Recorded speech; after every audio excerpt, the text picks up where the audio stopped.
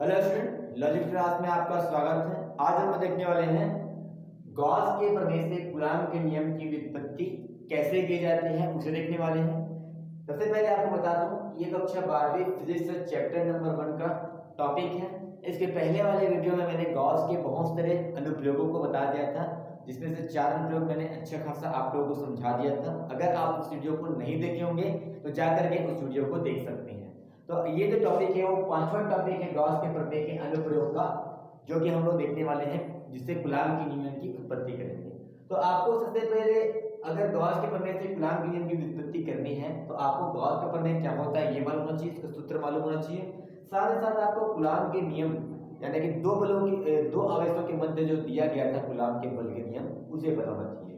तो मैं आपको रिमाइंड कराता हूँ कि गॉस के जो प्रमेय का जो नियम था, गॉस का प्रमेय वो बंद पृष्ठ के लागू होता है और इसका जो सूत्र होता है वो होता है उस बंद पृष्ठ से गुजरने वाला विद्युत फ्लक्स बराबर होता है उस पर उपस्थित आवेश और एप्सिलॉन 0 के अनुपात के बराबर होता है। ये गॉस का प्रमेय था। और अगर देखा जाए कूलॉम के नियम, तो जो कूलॉम का नियम था वो दो स्थिर आवेशों के मध्य लगने वाला बल होता है। एक q1 आवेश होता है, q2 आवेश होता है, दोनों की बेस की दूरी r होती है। तो इसके लिए उसमें आकर्षण या प्रतिकर्षण बल का मान दिया था, F बराबर होता है आपके पास ऐसे ही पद्धति में 1/4/0 q1 q2/r का वर्ग। इस प्रकार से उन्होंने कूलॉम का बल दिया था। तो अपने को इस गॉस का प्रमेय का यूज करके आपको इस कूलॉम के नियम की उत्पत्ति करनी है। तो आपको इससे पहले हम लोग जानते हैं कि गॉस के प्रमेय से विद्युत क्षेत्र की तीव्रता हम लोग अच्छे खासे निकाल सकते हैं। तो हम लोग विद्युत क्षेत्र की तीव्रता पहले निकालेंगे ई का मान। फिर अपने को पता है कि ई का मान में, ई का सूत्र में आपको पता होना चाहिए कि बल का सूत्र बल आता है और क्यों आता है, क्यों नॉट आता है, ये परीक्षण आवेश है। मैंने आपको बताया था, जब मैंने विद्युत क्षेत्र की तीव्रता आपको बताया था उस टाइम बताया था कि विद्युत क्षेत्र की तीव्रता क्या होती है, किसी विद्युत क्षेत्र में स्थित परीक्षण आवेश पर जितना बल लगता है या फिर जितना बल वो परीक्षण आवेश अनुभव करता है उसे विद्युत क्षेत्र की तीव्रता कहते हैं। तो इस प्रकार से E बराबर 1/q0 करके सूत्र होता है। तो इस सूत्र में हम लोग क्या करेंगे, विद्युत क्षेत्र की तीव्रता निकालेंगे और उसको रखेंगे, फिर बल का मान हम लोग निकाल लेंगे। तो सबसे पहले मैं आपको यहाँ पे एक गॉसी पृष्ठ लेके समझा रहा हूँ, जो कि गोलाकार गॉसी पृष्ठ लेकर बताता हूँ। जैसे कि समझ लो मेरे पास ये क्या है, गॉसी पृष्ठ है, गोलाकार गॉसी पृष्ठ है जिसका केंद्र समझ लो O है और इस पर प्लस q आवेश को मैंने उपस्थित करा दिया। इसकी जो त्रिज्या है इसको मैं मान लेता हूँ r है। तो r त्रिज्या के इस गोले पर, गोला जो है ये अपने पास एक गॉसी पृष्ठ है, एक बंद पृष्ठ है और गॉसी पृष्ठ को हम S लेते हैं, S सरफेस। और इस बिंदु पर मैं P बिंदु लेता हूँ जिस पर हम लोग विद्युत क्षेत्र की तीव्रता की गणना करेंगे। A प्लस q आवेश है तो इस विद्युत क्षेत्र की दिशा में प्लस q से दूर जाती है, तो प्लस q से यहाँ पे मैंने दूर कर दिया। साथ ही साथ इस गॉसी पृष्ठ को मैं एक छोटे से पृष्ठ में डिवाइड करता हूँ, तोड़ता हूँ, ये रेडियस कहते हैं। इसकी भी दिशा हमेशा क्या होती है, गोले से क्या होती है, इसके पृष्ठ की लंबवत होती है। तो ये गोले का पृष्ठ हो गया और इसकी लंबाई इसी समय क्या आ जाएगा, आपका ds की दिशा हो जाएगी। तो a की दिशा भी इसी साइड और ds की दिशा भी क्या हो जाएगी, इसी साइड हो जाएगी। यानी दोनों के मध्य अगर देखे जाए कोण तो वो 0 डिग्री का बनेगा। ये पता होना चाहिए। और हम लोग चूंकि हम लोग को कूलॉम का बल का नियम लगाना है तो हम लोग को दो आवेश की जरूरत पड़ेगा, दो बिंदु आवेशों का। एक बिंदु आवेश मैंने हम O बिंदु पर ले लिए है और एक बिंदु आवेश मैं P बिंदु पर लेने वाला हूँ, जो कि है आपका परीक्षण आवेश ध्रुवण। इसको मैंने P बिंदु पे लिया है। अब अपने को क्या करना है, इस गॉसी पृष्ठ पे इस प्लस q आवेश उपस्थित है केंद्र पर, उसके आवेश कारण इस बिंदु P पर विद्युत क्षेत्र की तीव्रता की गणना करते हैं।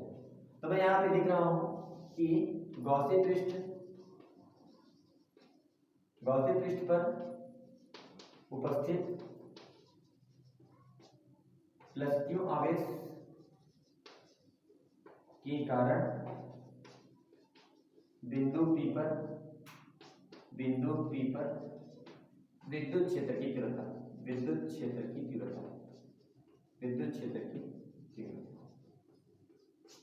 ठीक है। तो मैं विद्युत क्षेत्र की तीव्रता यहाँ से निकाल रहा हूँ, तो वो आपका हो जाएगा E बराबर, विद्युत क्षेत्र की तीव्रता का हम E माने हैं। तो विद्युत क्षेत्र की तीव्रता का जो मानक सूत्र होता है वो ये होता है 1/4πε0। और किस आवेश के कारण विद्युत क्षेत्र की तीव्रता, प्लस q आवेश के कारण, तो प्लस q आवेश का विद्युत क्षेत्र की तीव्रता और इसके जहां पर जिस बिंदु पे निकाल है वहां तक की दूरी, तो ये है अपने r का वर्ग हो जाएगा। ये विद्युत क्षेत्र की तीव्रता निकल गई। अब अपने को क्या करना है, हम लोग जानते हैं कि ये गॉसी पृष्ठ है और गॉसी पृष्ठ से गुजरने वाला जो विद्युत फ्लक्स का जो सूत्र होता है वो हम लोग जानते हैं, वो सूत्र हम लोग यूज कर सकते हैं। लेकिन अपने को पता है कि गॉस का प्रमेय से जो विद्युत फ्लक्स होगा फाई ई ये अलग होता है। और अपने को क्या करना है, अपने को करना है कि इस गॉसी पृष्ठ पर हम लोग विद्युत फ्लक्स का सूत्र और जानते हैं, और वो होता है परिभाषा के अनुसार मैंने बताया था कि विद्युत फ्लक्स का जो सूत्र होता है गॉसी पृष्ठ पर विद्युत फ्लक्स, वो परिभाषा के अनुसार अगर देखा जाए तो वो होता है आपका विद्युत फ्लक्स से बल पृष्ठ से गुजरने वाला विद्युत फ्लक्स, और ये होता है बल समाकलन E ds cos थीटा, ये होता है आपके पास। और अगर देखा जाए तो आपके पास cos थीटा का मान क्या है, cos थीटा का मान तो नहीं पता, लेकिन थीटा का मान आपको पता है कि 0 डिग्री होगा। तो अगर 0 डिग्री लिखा जाए, क्यों 0 डिग्री, क्योंकि E और ds के मध्य, E और ds के मध्य जो कोण होता है वो 0 डिग्री होता है। तो आपके पास जो फाई E का मान मिल जाएगा वो आपको मिल जाएगा E बाहर में हो जाएगा, बाहर नहीं करते हैं इसको, और अंदर में हो जाएगा आपके पास ds। और cos थीटा, थीटा का मान होता है 0, तो cos 0 का मान हो जाएगा 1, तो ये आपको फाई ई का मान मिल जाएगा।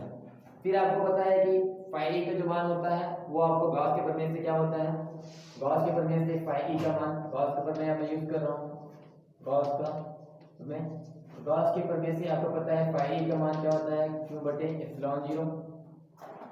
तो यहाँ से फाई ई का मान आपको मिल रहा है, यहाँ पे फाई ई का आपको फाई ई का मान मिल रहा है, यहाँ पे फाई ई का मान, यहाँ फाई का, तो यहाँ फाई ई का मान मैं रखता हूँ, हो जाएगा आपके पास E ds, और हो जाएगा आपके पास q बटे एप्सिलॉन 0, ठीक है। तो अगर मैं यहाँ पे E का मान रखूं तो E का मान आपके पास है, E का मान आपके पास जो है वो है आपके पास 1 बटे 4 पाई एप्सिलॉन 0 q बटे r का वर्ग, और ये आपके पास dx होती है, और आपके पास इधर q बटे एप्सिलॉन 0 नजर आ गया है, ठीक है। तो हम लोगों ने गॉस का प्रमेय यूज कर लिया, लेकिन अगर देखा जाए अपने पास तो गॉस के प्रमेय से हम लोग विद्युत क्षेत्र की तीव्रता, हम लोग पहले अपने को विद्युत क्षेत्र की तीव्रता हम लोग गॉस के प्रमेय से निकालते हैं, ठीक है।